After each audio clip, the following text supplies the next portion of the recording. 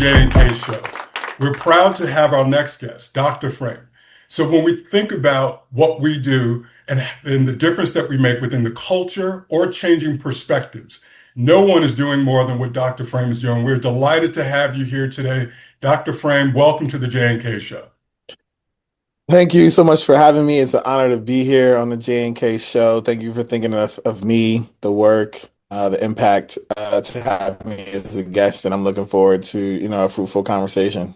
Yeah, likewise. I think oftentimes, so I interview and talk with a number of folks, but rarely does something that I think also kind of touches me personally, right? And we'll talk more about you and the work that you do. Actually, perfect segue for our audience members that may not be familiar with you and the work that you do.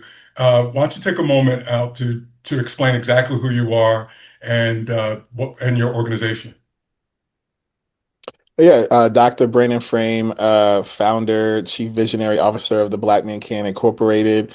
The Black Man Can is a nonprofit organization that I started 15 years ago as a blog, and it has grown into the nonprofit that it is now, where we have programs in schools across the country and in juvenile centers across the country, working with young men around social emotional learning, entrepreneurship, leadership, and many other areas that we know we want to develop our young men in. And then we also have our like media culture side where we have events and create and amplify content that showcases positive, uplifting, empowering images and narratives of Black men and boys.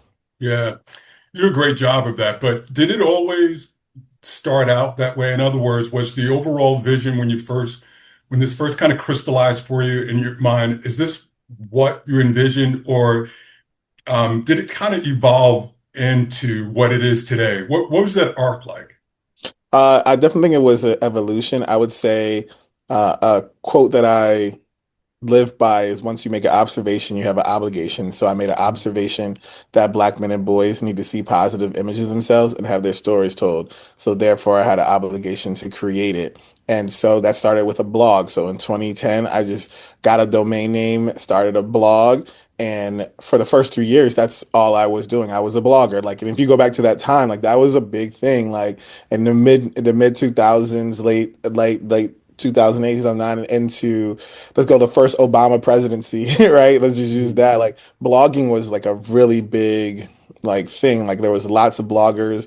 And so I was like, man, how can we be a part of it? Or how can I be a part of it? Oh, the Black Man Can. And there's, a little bit of genesis on the name there. And then after the 3 years, I'm like, man, I've interviewed over 200 men, covered all these stories. And I said, how do I take these men and bring them to the boys? Because I'm like, oh, these stories, they have to meet these men and see that their dreams are possible because so many men could relate to when I would interview them that they could relate to when I was younger. I didn't have access to this. I didn't know, right? So like we don't want to continue that. So how do we take all these men and bring them to the next generation of boys who have these aspirations and these dreams? When we Yeah. started doing that, people would ask like, can you bring, at the time it was called the Black Man Can Institute, can you bring that to my city? And so that's how we kind of went from like starting the programming into like, okay, we're going to become a nonprofit because people are like, oh, we can donate to you for this stuff. We would like to donate to you, and then from there, and then you get merch and everything. So it's definitely been a gradual evolution from what was started as a blog and is now a fully functional, nonprofit organization impacting the lives of Black men and boys across the world. Yeah. So I love that story, and so starting with the genesis of it and how it's certainly kind of grown to so much more. So you mentioned that this is 15 years, right, and still growing. It's a living, breathing organism, right? It's not static. Hundreds of interviews.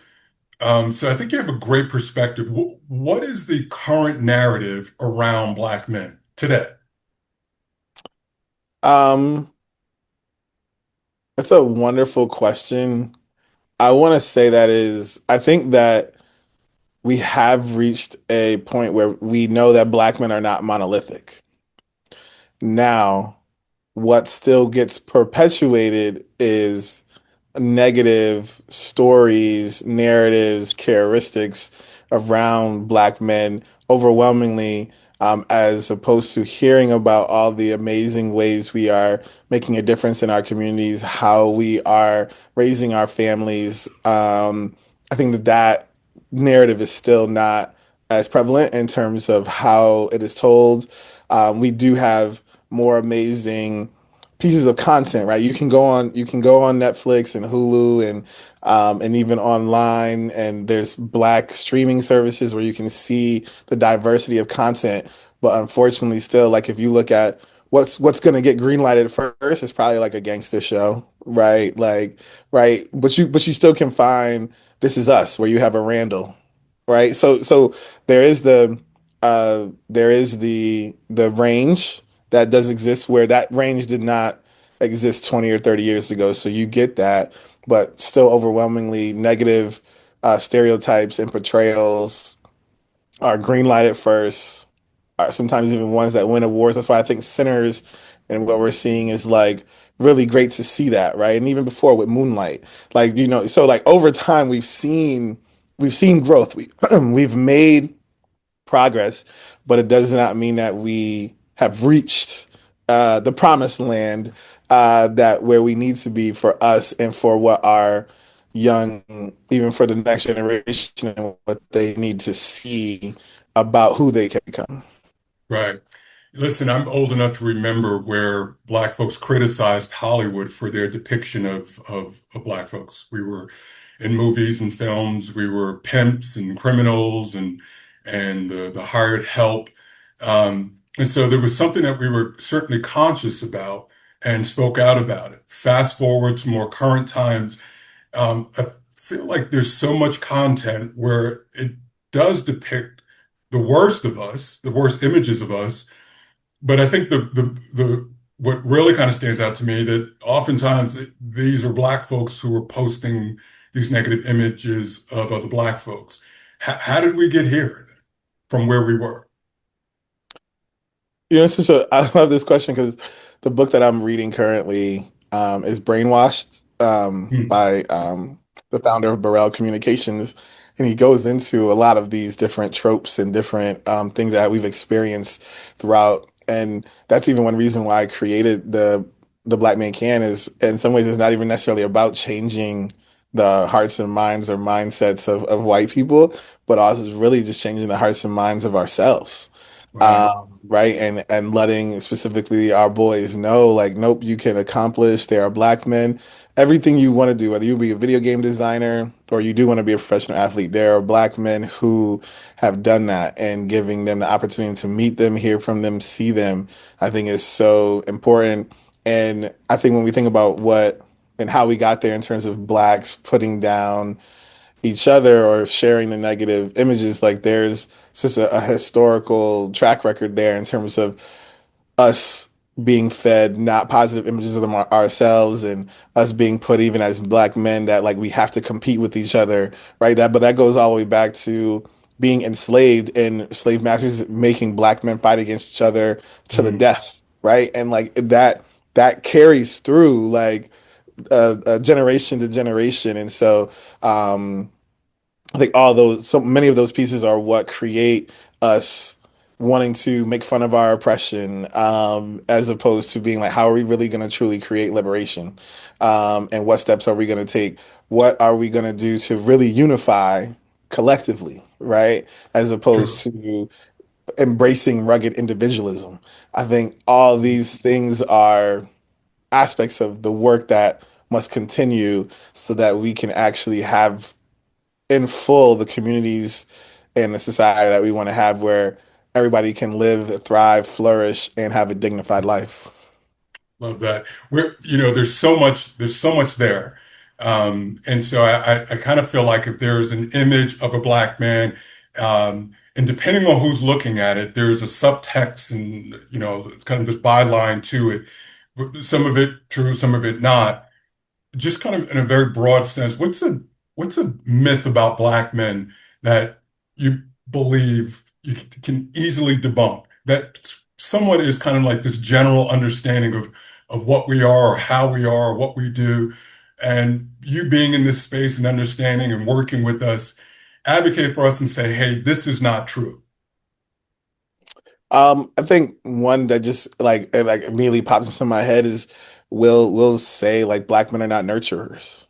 And that's just false. First and foremost, if you were an athlete, you had a coach, and your coach through coaching was nurturing you.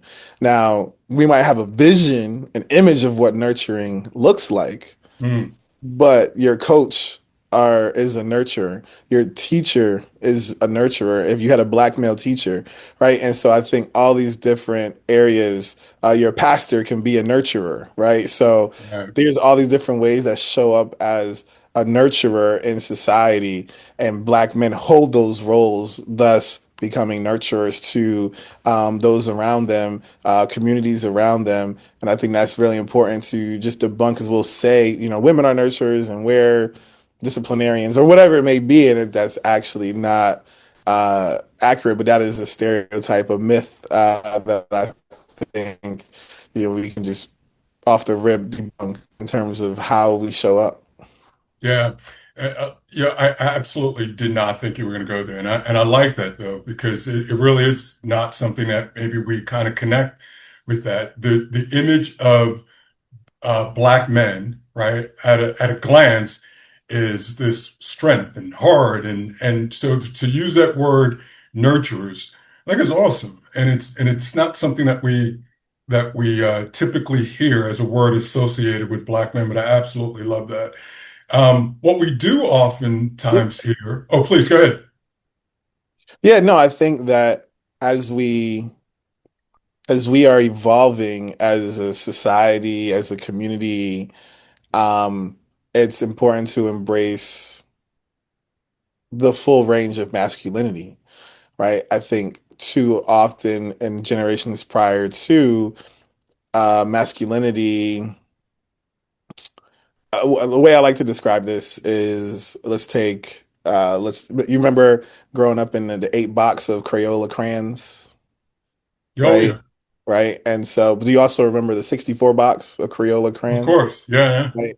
So we as men have learned to understand our role in the world through an 8 box Mm, Crayola crayon. So our emotions, the way we're supposed to move, who we're supposed to be, when in actuality, there's you actually, because you're a human being, there's 64 ways to show emotions, to show up in the world. And so if you only operate from the eight, you're actually not embracing the full range of what it means to actually be a man. And so I think that that is the growth that we're continually undergoing, is to reach that point where we have the language, and we have the space to embrace all 64 ways that we can show up as a man, which ties into being a provider and a protector. But we are just caught into the get an 8 box crayon, and that's where the problem starts to lie. That's where it starts to show up in our relationships, shows up in the community, as opposed to being able to see like, oh, I can cry, like, right, right. just that, right. Growing up, most of us were probably somebody, whether it was our mom or grandma's, there's somebody that said boys don't cry, Correct. man up, right. And that is not allowing us to embrace our full human self. The only space it was okay to cry, I think, as a man growing up, and it's still in so many ways today, is you can cry in sports if you win or lose. Usually the championship game, though. It's cool. Like if you're crying at the champion, you won or you lost, you cried, nobody says anything. That's cool. That's what's up, right? Um, you can cry at a funeral, right? Cool. Nobody's like, nah, man, you gotta admit, nope, nope, it's cool. After that, you can't really just start, and the people, but That's good. actually crying is a human emotion. And because you're human, you're experiencing something that's causing you to cry. And so you should have the space to do that. And Right, so I think again, these are just the areas where we get to grow and evolve so that we can be the full human beings and men that our communities want, that our women desire. So right. I'm not going to ask you if you think there's a double standard. I'm going to take a leap and acknowledge the fact that we all agree that there is a double standard by which we're judged and measured by. On the sports side, uh, we had, I guess, recently, former Michigan football coach Jerome Moore was fired from his role in part because he had a relationship with a coworker. A couple of years before that, was it 22-23, Mel Tucker, black head football coach with Michigan State, very similar in that he had an inappropriate relationship with the coworker. So one of the narratives that came out were how folks held this up and said, "Hey, this happens with other races, other people," and they felt that these gentlemen were being kind of nailed to the wall, if you will, for doing something that many other men have done. Petrino, not to be mixed up with Patino, but Petrino, who was a coach with Arkansas, same thing, and he made his way back. We haven't seen Mel. I don't know where Mel is. Mel Tucker, maybe someplace out where he is, and Sharon is sitting in jail, obviously because of some other things. One, as I said, we acknowledge that there's this double standard, but do you believe that it's well placed to hold us to a higher standard? And yeah, I'll leave it there. Do you think it's well placed to hold us to a higher standard? And then, as a result, should we move differently in these spaces? So first, I appreciate the question. First, I'll say this: there are two things. There's probably more than two things, but for this conference, for what I'm gonna say, there's two things in this world that I know for sure that are undefeated. You know what those two things are? What's that? Two things that are undefeated. One is Father Time, and LeBron is probably the only person who currently is defeating Father Time. Don't know how he's doing it, but he's defeating Father Time. And the other thing that is undefeated is pussy or vagina, right? Like just like I think first that's something we just have to acknowledge here, right? Because both all race, all ethnicities, there's men who we just go through history and you're like, yo, you were at the pinnacle, you accomplished XYZ, and your downfall, regardless if you were able to bounce back, regardless of being double judged, the downfall was women, right? Yep. And so I think that with that, there is, to your question, the first thing is like, there is a level of discipline here that a man needs to have, right? Like, yes, you have assumed some power. Yes, you have made accomplishments. And in many cases, some of these were married, but you did stand before God or the God that you worship and give Oath. a Yep.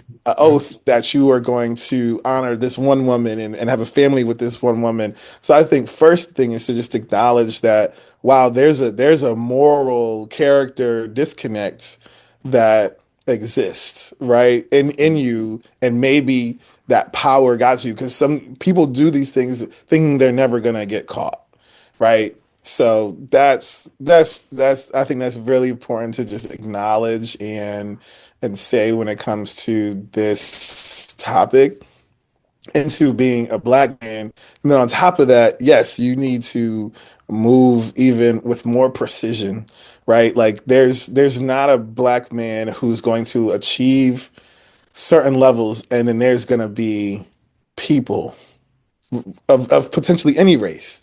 But definitely there's going to be some white folks who are like, man,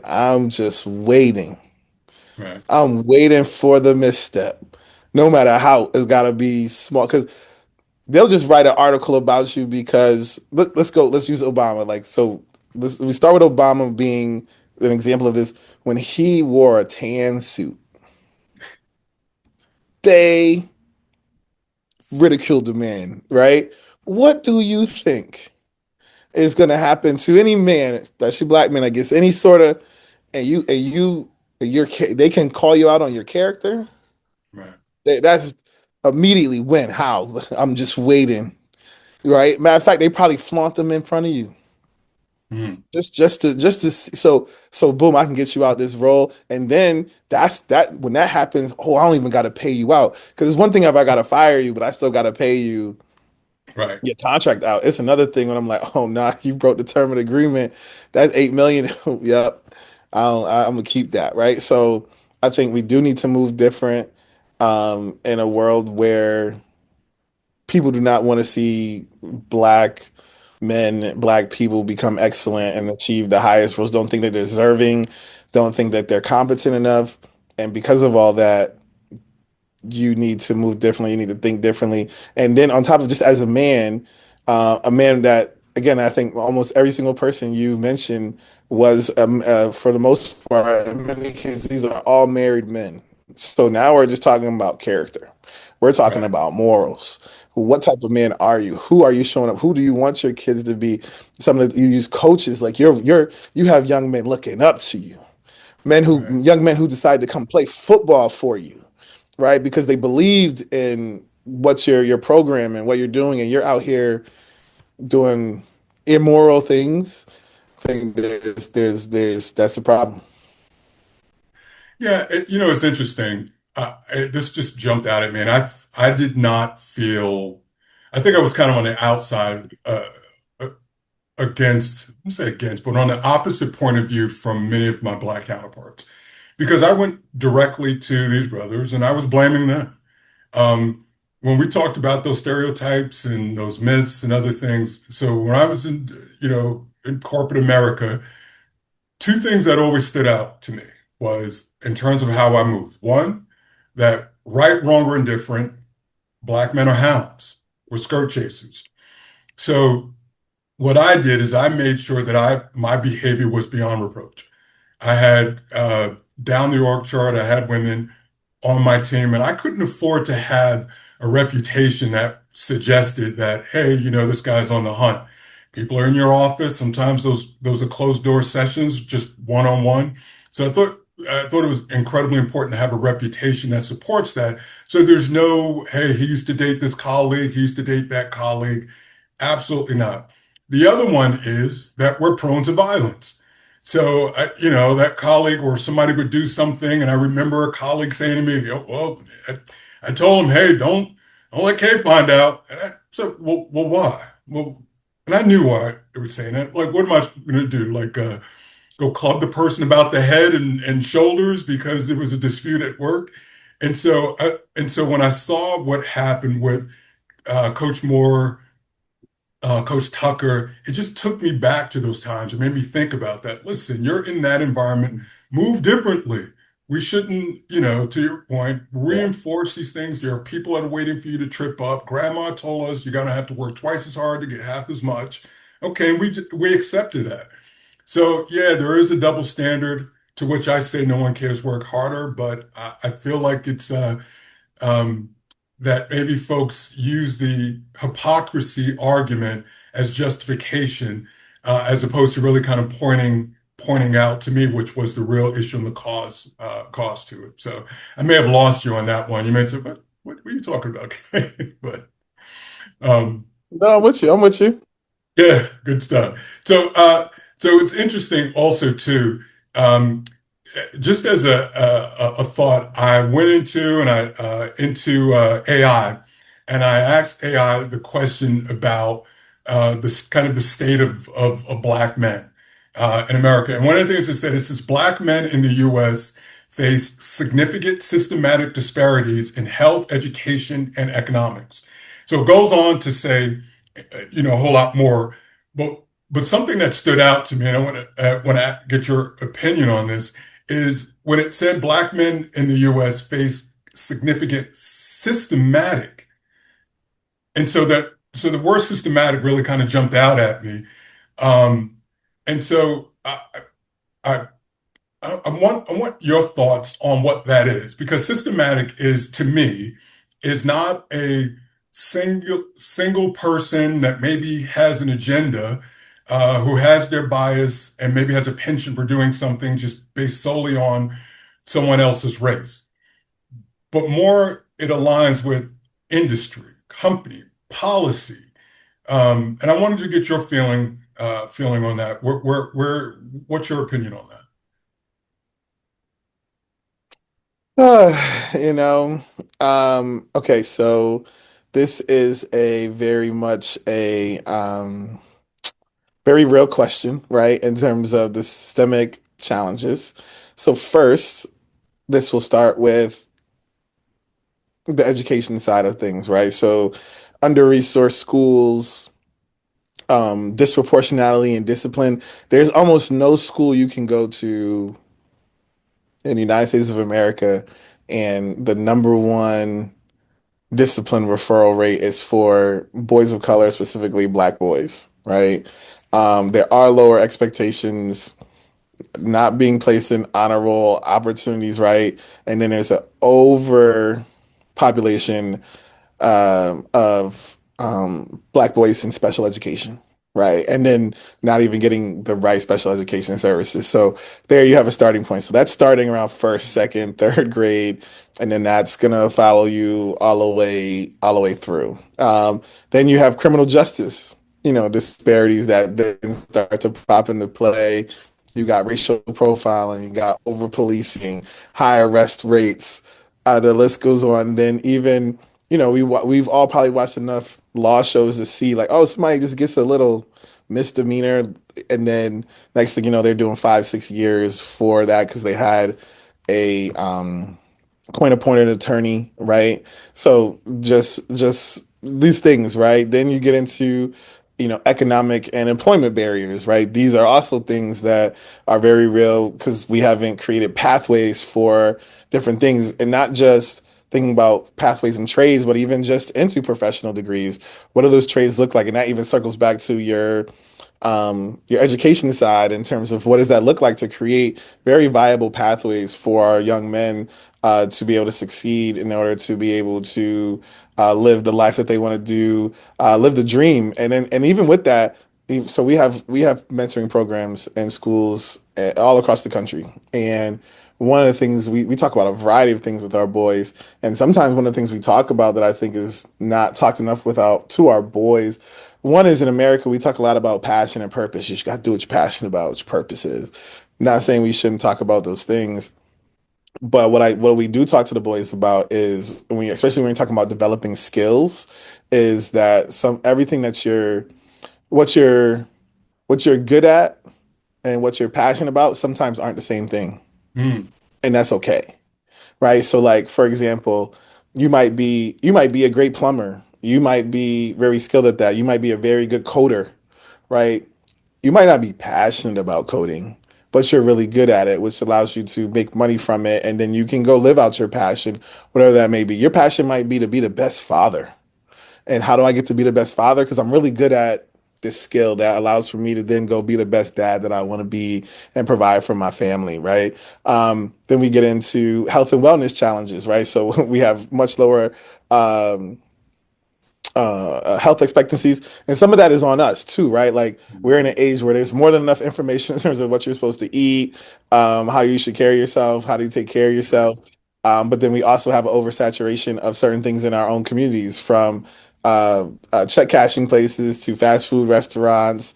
People grow up in food deserts, so I think all these different things are there, unequal access to healthcare. Then we can get into mental health and emotional well-being, and what we do there in terms of ensuring that we take time for rest, that we are not suffering in silence, that we are not on an island by ourselves, and us creating community, right? So all these things are like different structural barriers that we run into, and even going into just the media, right? Like we have to play a role. Like if we go back generations, there wasn't a J and K show. There was just NBC, ABC, CBS, and that goes to a little bit what we talked about earlier in terms of the growth of being able to showcase who we are and our representation. But there's still an over representation of us as just criminals or athletes, and that's all you can be, as opposed to being caregivers, being fathers. We know the CDC data talks about how much more black men are even active dads, right? And I think we see it a lot with the millennial generation. I think a little bit Gen X, but definitely millennial dads and so on, in terms of who we are showing up as fathers and what that looks like and Sure. I guess showcasing that narrative. So I mean I could keep going, but those are just some of the like structural things that we've faced that have impeded us from reaching our full potential as, black men. Right. During the last presidential election for 24, it data shows that a number of black men broke for President Trump on his way to being elected.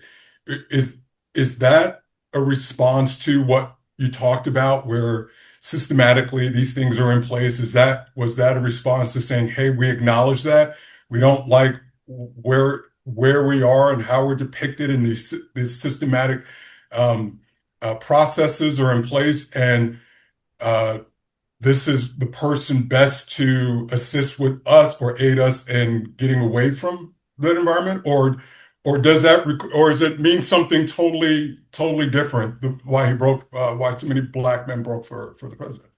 We're getting into some areas that I feel when you bring black men together, it get touchy for them because I think first and foremost, if we're talking about the last election, one reason why we had that. Well, let me back it up first. 92% of black women voted for um, Come, Kamala Harris, and yep, I think we were at what 80%, 82%, I think for black men. I think it was 80% okay, for black men voted for Kamala Harris. So first, 80 8 out of every 10 black men voted for Kamala Harris. 9 out of every 10 black women voted for Kamala Harris. So first, I think that's just very important to note. And pe thinking about what you just mentioned as well, in the 2020 election, that 92% and that 80% was higher. So on both accounts, um, there was a loss, right? It was not the same as it was in the 2020 election. So I think that's very important to highlight. Secondly, we cannot deny that patriarchy and misogyny played a role in some of the views of that. So do I think that it was like, oh, this is the person best suited to give me a better life or no, like I think that there are a contingent of men who will forever be extremely patriarchal for various reasons, forever be very misogynistic for whatever reason. There are men black men who are like, a woman is not supposed to be the president of the United States of America. A woman cannot lead. They lead with their emotions. And the list goes on of things that they'll say, which is incorrect. However, that all played a role and there's many factors here. sure. But I actually don't believe that is fully that this is the man who, because I think overwhelmingly people don't think the government's going to give any black people anything that they actually want and desire, whether it's Democrat or Republican. But when I think about the numbers that we saw and some of the narrative that I heard, I think that had more to do with steeped in patriarchy and misogyny than the idea that uh, I don't even say his name was going to be better for the advancement of black men and boys if he was elected president. Got it. Okay. Yeah, it is interesting because, and thanks for sharing that. Thanks for sharing those numbers are getting closer to it. I think optically, what we saw was, well, optically and auditorily speaking, you hear this narrative that black men are supporting at the time candidate Trump, and then you have the optics of President Obama, and he certainly gave a speech and stumped for Kamala, specifically talking to black men. I guess it also lended itself to the narrative that there was this exodus of black men. Thus, why he was out there saying, "Hey, you all come on back home," kind of thing. So I Yeah, think that's I kind of think where it is. yeah, I think there I can't really recall an election even when President Obama's first election was my first election that I could vote in, right? Like I was of age to vote I was 18 years old. So, or over 18 years old. So that's the first one. Prior the Bush one of 2004, I wasn't old enough to vote, right? Right. Um, so for me, I don't I can't personally recall any sort of um campaigning where like what are we doing to campaign for black men? Like Mm, if we just be, and maybe you can, I think you got me by a few years, but you can't fully recall. And if you can, please let me know. But for me, from 2008 and every election since, I've never really seen candidates from a state, local, or national level say like, okay, I want to galvanize black men. I want to pull them together around a set. What are the set of issues that this particular group really cares about, and then how can I make sure that when I'm campaigning, how I'm going to address that, just so that they feel like, okay, you came up with a list of 8 things. What I can campaign on are these three, and we have collectively decided like, okay, we're going to support this candidate. I also think that's something that we could do, right? We could say, hey, what does it look like to have a national lobbying group on the behalf of black men? While we are monolithic, there's a set of 8 ideas or principles that like, hey, these are the 8 things that really impact us as black men, regardless of socioeconomic status. This is what we live to see you campaign on. So I think that we've never really fully seen that ever take place. You had with Kamala Harris put together at the first time I had ever even seen something like, oh, this is what we're gonna do for black men. While Obama was elected, he did launch My Brother's Keeper. That was more so focused on youth more than anything, but still, nonetheless, I think there's a lot of space and opportunity for us, one, to galvanize ourselves, and also what does it mean to hold our elected officials accountable? Because I've met black men, the same black men who have said some of the things that you're mentioning. I'll ask them, who's your congressperson? Who's your state rep? And people can't answer that question. So I think that, but if I ask them, just like if I were to ask you, like, what do you care? What do you care about? Guess what? There's a line item. There's a budget for that. There's a perspective that your elected person has on that one thing. What is it? How are they advocating for it? And I think while yes, we're all trying to provide and protect for our families and grow, I would say that and being a man and in providing and protecting, one aspect of that is, are you politically engaged? mm, Could we say right now that that's even one aspect of what it means to be a man? I would say that's probably not something that you put as like, oh, well, if you're a man, what are the things you are aware of? I don't know if everybody would say, but if you're not politically engaged, politics is working you regardless, right? And so some of the things you want, some of the things you need are tied to voting. They're tied to who's representing you in office. And so I think there's a push that we could have around what does it mean to be politically engaged so that you can get the things that you need, because the government should be providing it for you. yeah. You know, Dr. Brown, you touched on something that I do as well when I'm engaged in these conversations with folks. And I'll ask them, who's your local?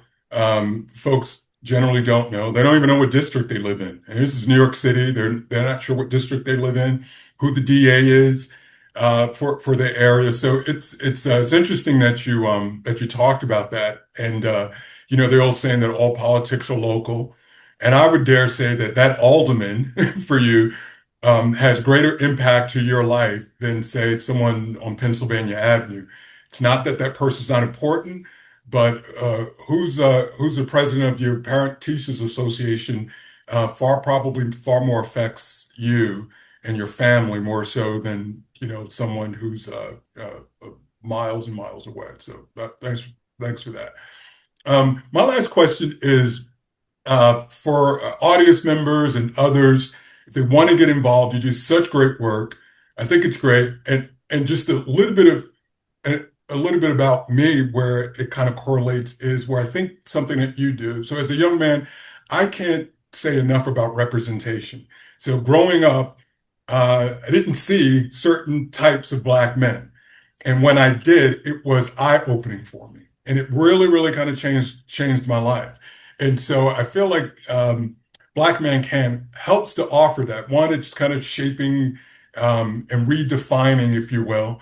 And I say that sheepishly because I think it when I say redefining, it would almost suggest that the definition doesn't exist. But we are, but it does, and we are. We're a proud group of people. But I think it also helps and allows us the positivity around us, the good representation, and so forth and so on. So, what can someone do to be more involved, to help your cause, to help the cause of the community and these young men that you support? One, we're always looking for people who want to maybe volunteer their time to come in and speak and share their stories with young men. Also, to do the work that we do, it does cost money, so we're always interested in those who would like to donate financially as well. How you can give your time, you can give your talent, you can give money. All those things are very important, as well as just continuing to spread the word. What we're doing at the Black Man Can, you can if you don't want to just donate, you can buy a sweatshirt. 100% of the proceeds from our e-commerce go back to the organization.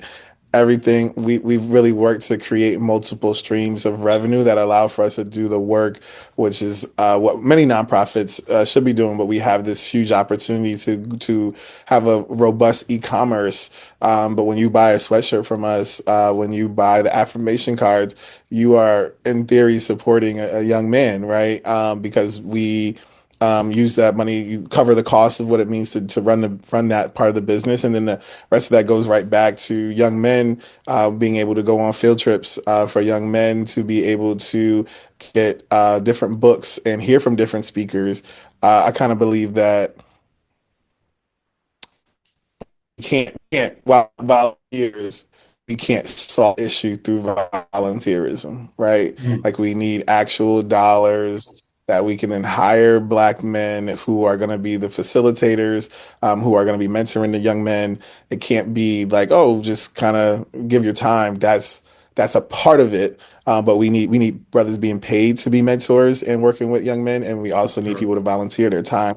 That's the ecosystem that we've kind of created with the Black Man Can, so that we can create tremendous impact and do the work that you're speaking of, and it pays dividends. I mean, you can go on our website and see our impact report and see all the different programs that we've run and the impact reports from there. And it's because people have given time, talent, and treasure, so that we can move the needle forward for our young men, from young men who might be in Jack and Jill, all the way to young men who have made a not so great decision in life and it caused them to be incarcerated. I think that's been the beauty of this work, is that in 1 week, I can spend time with a brother who is down bad because of all the way up to the attempted murder charge, all the way to sitting with a boy who's got two parents at home and lives a really abundant life, but is also still looking for some guidance and some knowledge, right? That we need every single black boy, every single black man to reach their full potential, regardless of socioeconomic status. And that's literally what we've been doing and pushing forward. And appreciate anybody who just sharing stories on Instagram, telling somebody about the Black Man Can.